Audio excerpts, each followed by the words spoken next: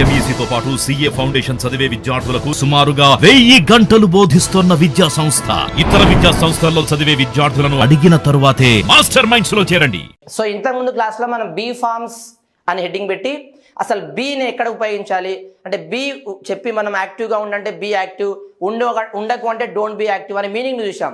ఇప్పుడు అసలు be forms ఎక్కడ ఉపయోగించాలి, ఎలా ఉపయోగించాలి, అసలు ఎందుకు ఉపయోగించాలి, ఇంగ్లీష్ భాషలో దీని యొక్క ప్రాముఖ్యత ఏంది చూద్దాం. అసలు టాపిక్ పేరు ఏంటంటే be forms. What is topic name?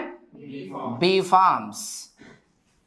ఇంతకుముందు క్లాస్లో చెప్పుకున్నట్టుగా what is the meaning of be? Be అంటే ఉండు. What is mean by be? ఉండు, ఉండుట. అంటే బీ అనే పదం ఎలాంటిదంటే చెరుకు కట్టె లాంటిది. ఎలాంటిది? చెరుకు కట్టె. It is like a sugar cane. Just imagine you know the preparation of tea or coffee, right? Coffee, tea ఎట్లా తయారు చేయాలో తెలుసు కదా మీకు. I came to your home. Just imagine I came to your home with a sugar cane. I brought sugar cane and I came to your home. I am asking you, requesting you to prepare either coffee or tea by using sugar cane instead of using sugar and jaggery. Jaggery అంటే బెల్లం, sugar అంటే చక్కెర. ఈ రెండు వాడకండి. దానికి బదులుగా చెరుకు కట్టే షుగర్ కేన్ వాడి మీరు కాఫీ లేదా టీ తయారు చేయమన్నా. Is it possible? నో. మన షుగర్ కేన్ ఉపయోగించి డైరెక్ట్ కాఫీ లేదా టీ తయారు చేయలేం. Yes or no? Sugar cane ఉపయోగించి కాఫీ లేదా టీ తయారు చేయలేం. కానీ దాని నుంచి తయారైనటువంటి చక్కెర, బెల్లం ఉపయోగించి మనం కాఫీ, టీ తయారు చేయొచ్చా లేదా? షుగర్ అండ్ జాగర్ ఉపయోగించి we can prepare tea or coffee which are made from sugar cane. Isn't it? Where they are made from? ఎక్కడి నుంచి తయారయ్యాయి? They are made from sugar cane. Sugar cane నుంచి తయారైనాయి. am I right? ఎందుకు వాటిని తయారు చేశారు సార్ అంటే sugar cane can't be directly used in all situations in real life. నిజ జీవితంలో షుగర్ కేన్ మనం అన్ని చోట్ల డైరెక్ట్గా వాడలేం. కాబట్టి దాని నుంచి చక్కెర, బెల్లం ఈ రెండింటిని తయారు చేసి వాటిని అన్ని చోట్ల మనం ఉపయోగించవచ్చు. am I right? అట్లాగే బి అనే పదాన్ని కూడా మనం అన్ని చోట్ల డైరెక్ట్గా ఉపయోగించలేం. So that the word be has been divided into 2 categories. ఈ బి అనే పదం కూడా 2 రకాలుగా డివైడ్ అయింది. They are the first one is finite verbs. What is first one? Finite verbs. And second one is non finite verbs. What is second one?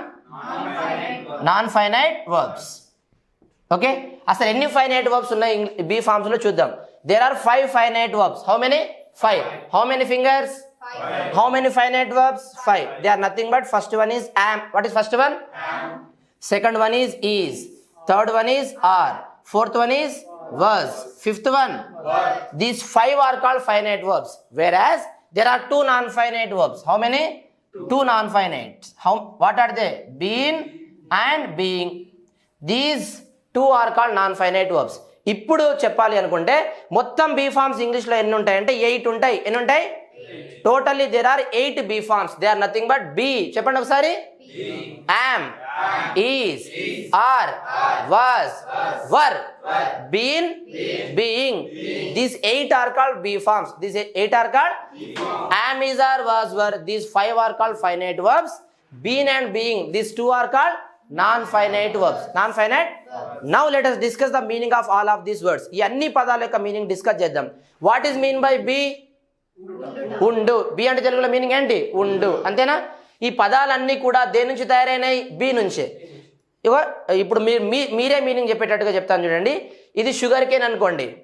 If you eat sugar cane how the taste would be? Sweet. మీరు sugar cane తిన్నారనుకోండి taste ఎట్లుంటుంది? Sweet.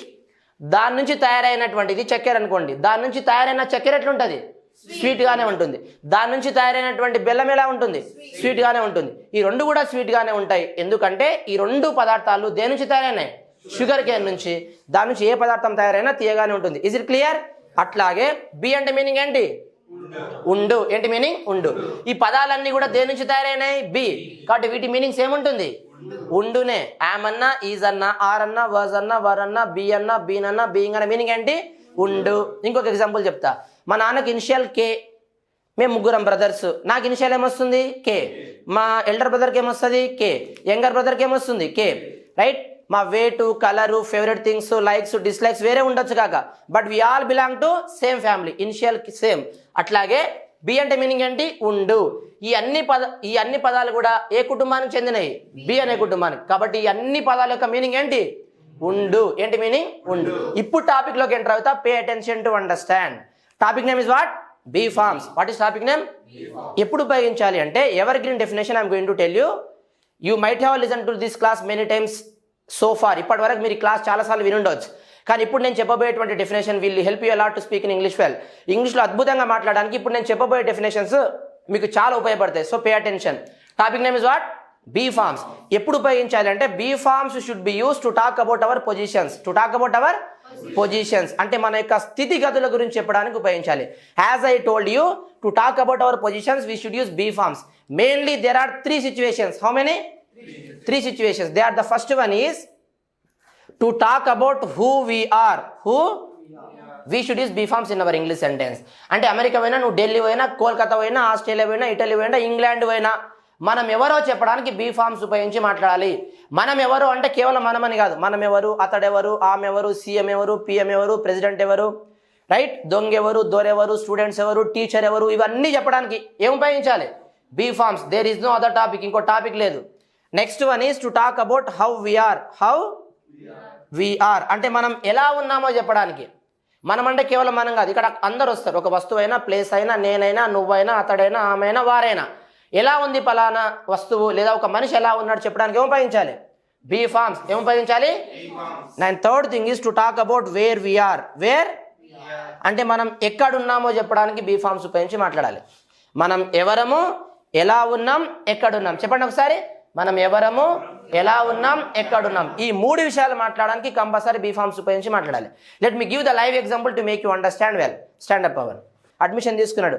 After taking admission every student will become the student of this institute. Yes or no? Admission తీసుకున్న తర్వాత ఈ institute యొక్క student అయిపోతారా లేదా? Admission తర్వాతనే నా పర్మిషన్ అడుగుతాడు. ఇప్పుడు క్లాస్ చెప్పేటప్పుడు మే కమిన్ సార్ అని బయటికి వెళ్ళు. నేను క్లాస్ చెప్పేటప్పుడు మే కమిన్ అన్ను. ఓకే, అసలు నువ్వు క్లాస్లో ఉన్నావుగా, బయటికి వెళ్ళు. Right, now see one more live example I am going to give you to make you understand well. Ask my permission to get in. May I come in, sir? Yes, get in. During the class, while I am teaching the class, you are disturbing me. Who are you? I am. Who are you అంటున్నా. ఏమంటున్నా? తను అనుకుంటున్నాడు, sir నేను admission తీసుకున్నా కదా, మొత్తం డబ్బులు తీసుకొని ఇదేం పంచాయతీ సార్, ఇలా ఏం క్వశ్చన్ అడుగుతున్నారు. Who are you? I am student. I am a student. Say loudly. I am a student. I am a student. నేను ఒక స్టూడెంట్ని అని చెప్పడానికి move back. I'm a student. నేను ఒక స్టూడెంట్ని అని చెప్పడానికి తను ఏ పదం వాడాడు? యామ్. యామ్ అంటే ఏంది? Be form. యామ్ అంటే ఏంటి? Be form. Understood well? Right, you go. ఇప్పుడు Pavan he standing there and he's going to call mister Somu. Somu Somu అని పిలవాలి క్లాస్ చెప్పేటప్పుడు. Okay, start. Dear students, one more live example let me give you to make you understand well. Call him continuously. Somu. Class చెప్పేటప్పుడు he's disturbing me. While I'm teaching the class he's disturbing me. Who is ఈ mister Somu? Who is he? He is my friend. అతడు నా friend అని చెప్పడానికి తను ఏ పదం వాడాడు? Is. Is అంటే ఏంటి? Be form. What is is? Be form. Clear? అంత క్లాప్స్ కొట్టండి తనకి. కూర్చో. రైట్, నెక్స్ట్ జస్ట్ ఇమాజిన్ ఇక్కడ డాన్సర్స్ ఉన్నారు. Dancers are here but I don't know that they are dancers. వారు డాన్సర్స్ అని నాకు తెలియదు. నేను అడుగుతున్నా మిమ్మల్ని, who are they?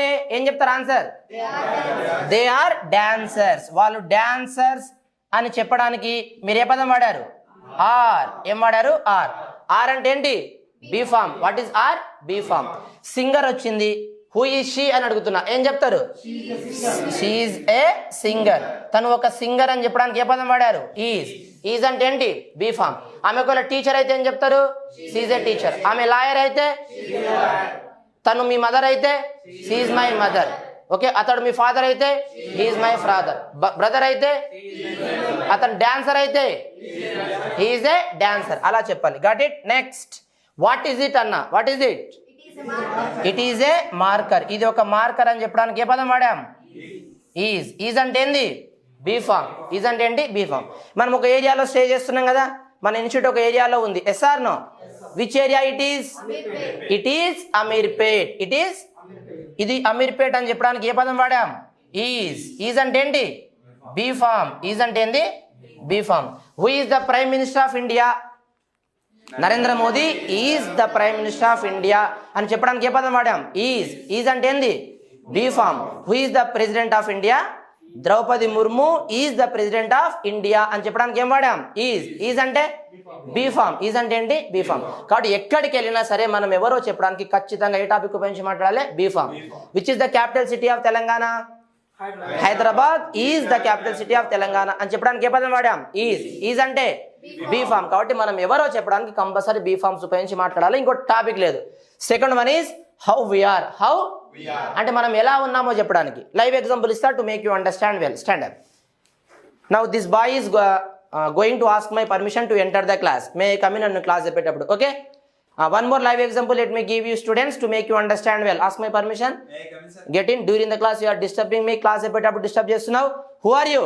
I am Pawan Kalyan. Who are you? Of course I'm Pawan Kalyan నన్ను పేరు చెప్పిండు, right? Who are you? I'm a student అని చెప్పు. I am a student. I'm a student, right? నేను ఒక స్టూడెంట్ సార్ అని చెప్పిండు. ఇక నా ప్రేమ పెరుగుతుందా లేదా? నాకు ప్రేమ పెరుగుతుంది. నా స్టూడెంట్ అయిపోయింది కదా. Really you are my student. Yes, I am. I'm your student. I am your student. How are you? I am fine. I am fine. Second question, నువ్వు ఎలా ఉన్నావు అని అడిగిన. తను ఏమన్నాడు? ఐ ఆమ్ ఫైన్, నేను బాగున్నా అని చెప్పడానికి ఏ పదం వాడాడు? యామ్. యామ్ అంటే ఏంటి? Be form. What is am? Be form. Clear? How is your mother అన్న? She is good. She is good. తను బాగుందని చెప్పడానికి ఏ పదం వాడావు? ఈజ్. ఈజ్ అంటే ఏంది? Be form. How is it? మంచిగా ఉందని చెప్పండి నైస్ గా. It is nice. It is. ఇది బాగుందని చెప్పడానికి ఏ పదం వాడాం? ఈజ్. ఈజ్ అంటే ఏంటి? Be form. How is Mahesh Babu అన్న? He is handsome. చెప్పండి. హీ ఈజ్ హ్యాండ్సమ్ అని చెప్పడానికి ఏం వాడాం? ఒకవేళ అమ్మాయి ఉంటే ఏం చెప్పాలి? షీ ఈజ్ బ్యూటిఫుల్ అనాలి. ఏమనాలి? కాబట్టి మనం ఎలా ఉన్నామో చెప్పడానికి ఖచ్చితంగా ఏ టాపిక్ ఉపయోగించి మాట్లాడాలి? బీ ఫామ్ ఉపయోగించి మాట్లాడాలి. Is it clear? Last one is to talk about where we are. Where మనం ఎక్కడున్నామో చెప్పడానికి బీ ఫామ్స్ ఉపయోగించి మాట్లాడాలి. అర్థమవుతుందా? లైవ్ ఎగ్జాంపుల్ చెప్తా చూడండి. ఫర్ ఎగ్జాంపుల్, జస్ట్ ఇమాజిన్ మీకు ఫోన్ చేసి మీ పేరెంట్స్ మీ బ్రదర్ అడుగుతున్నారు, ఇంటి దగ్గర లేవు నువ్వు, వేర్ ఆర్ యూ అంటారు. ఏం చెప్తారు? ఇప్పుడు ఎక్కడున్నారు మీరు? I'm in the class room. I'm in the, నేను క్లాస్ రూమ్ లో ఉన్నా అని చెప్పడానికి ఏ పదం వాడారు? యామ్. యామ్ అంటే ఏంది? Be form. యామ్ అంటే ఏంటి? Be form. Got it? In claps కొట్టండి. కూర్చో. Next, where is your father అన్న. Where is your father? మీ ఫాదర్ ఎక్కడ ఉన్నారు అని అడిగాను. He's at home. He's at, తన ఇంటి దగ్గర ఉన్నాడని చెప్పడానికి ఏ పదం వాడాం? ఈజ్. ఏం వాడాం? ఈజ్. కాబట్టి మనం ఎవరము, ఎలా ఉన్నాం, ఎక్కడున్నాం, ఈ మూడు విషయాలు చెప్పడానికి ఖచ్చితంగా ఏ టాపిక్ ఉపయోగించి మాట్లాడాలి? Be forms. There is no other topic. Evergreen definition I'm telling you to talk about who we are, how we are, where we are. We should use be forms in our English sentence. As I told you, నేను ఇంతకుముందు మీకు చెప్పినట్టుగా 30 to 40% ఇంగ్లీష్లో maximum be ఫార్మ్సే ఉంటాయి. మేము మీకు live example ద్వారా చూపిస్తా. Right? Stand up Ramya. Open that book. మన బుక్లో ఒక స్టోరీ ఉంది, తను ఒక స్టోరీ చదవబోతుంది. దాంట్లో బీ ఫార్మ్స్ ఎక్కడెక్కడ వచ్చినాయి మీకు చదివి వినిపిస్తాను చూడండి. Come here. రైట్, ఒకసారి read it loudly. 7 billion people are on this earth. చూడండి, 7 billion people are on this earth అని చెప్పింది. దాంట్లో ఏముంది? ఆర్. ఆర్ అంటే ఏంది? Be form. ఆర్ అంటే ఏంటి? Be form. 7 billion people are on this earth అని చెప్పడానికి ఏం వాడాం?